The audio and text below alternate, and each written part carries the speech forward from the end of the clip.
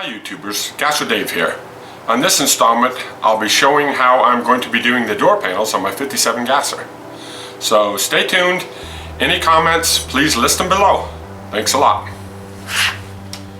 Okay, here's the door panel. I bought the door cards from Danchuck, and they fit a 57 210.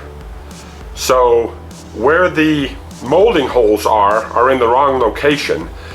Again, I'm going to be doing this as a Bel Air, so it will have a straight molding that goes across the bottom and kind of a V molding that goes across the top. And I have an example of how I'm going to design my door panels because I made a drawing of it. And let me show you what that looks like. Here is the door panel that I drew up. This is when I was going to use the 210 moldings, but I've decided since to go with the Bel Air moldings. However, the design will be the same. It'll have a pleated brown on the top and the same color tan on the middle with pleated on the bottom again. All my staples that hold the two different materials together will be hidden by the moldings. And of course I'll be using upholsterer's glue to glue it all into place as well. Right now I'm going to be drilling the holes to mount the door panel, so it'll be a blind door panel so you won't see any screws going through the upholstery. And I'll show you how I'm going to do that.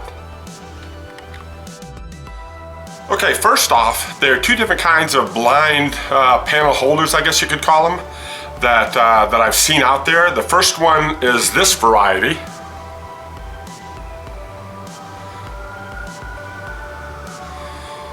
And you drill a 1/4-inch hole and you press it in, and it's kind of offset though, because it kind of grips the panel from the outside, as you can see. Now the one I'm going to use is kind of like the same type, however this one is not offset. It still uses a 1/4-inch hole,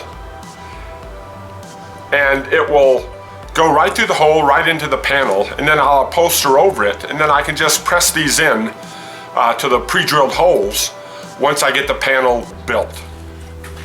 Okay, I pre-drilled some pilot holes through the panel and the door itself with 1/8 inch, and now I'm going to step it up to a 1/4 inch, which is the final size I'm going to be using for the door panel.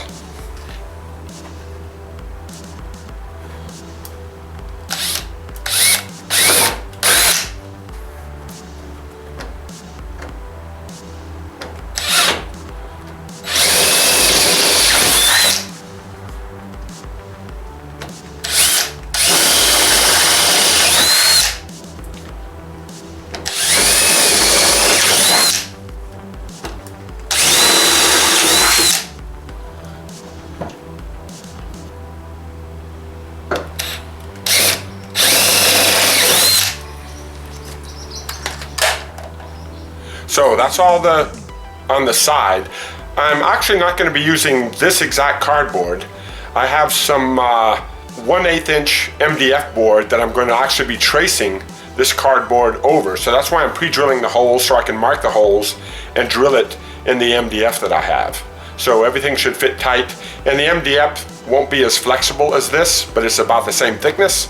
So it should be a stronger board to put my material on. Okay, so I finished drilling the holes and installing the clips. Here's close-up of one of the clips that I've installed. It's really tight to the panel. I have about 5 clips going down the panel. I don't need any clips across the top because the garnish molding holds that. Across the bottom, I'll also have about 5 clips going across the bottom as well.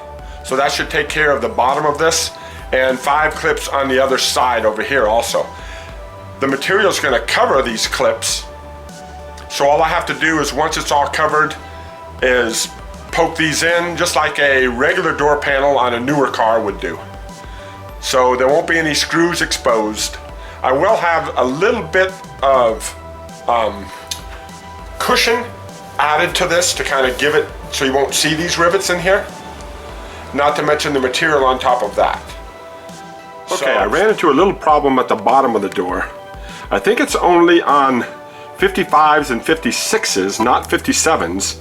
There's a channel at the very bottom of the door here where on the regular stock door card it has a piece of metal that slides into the channel to help hold the bottom in place. I'm going to have to take that channel off because it's not allowing these screws or these panel fasteners to go all the way in. So I'm going to take the door panel back off, and then I'm going to take that piece of metal off, and I'll show you what I'm talking about as soon as I get the door panel off. Woo, it's hot in this old garage. Okay, so a little bit of technical info here. For those of you who have never taken off door handles before, there's this little clip. And I think you can see it right there. And you always face it so the open end is towards the handle. That way, you take this specialized tool, it fits right up in that channel. Let me get it in there. And it pushes that clip right out. That way you can remove the door handle. You always put those clips facing towards the long part of the door handle or window crank, so that way you always know the location that it's facing. And it's easier to take off if you ever have to take them off in the future. Again, these tools are pretty cheap. They're like $4 or $5. I think you can get them on Amazon also. Okay, here's that channel I was referring to. It has a metal strip and a stock panel that fits in here and helps hold the bottom on. But all this is doing is getting in my way to do the regular door panels. So I'm going to take those off, take this strip off. It only looks like it's only barely held on there. So I'm going to use a screwdriver and a hammer and see if I can apply pressure to pull that off.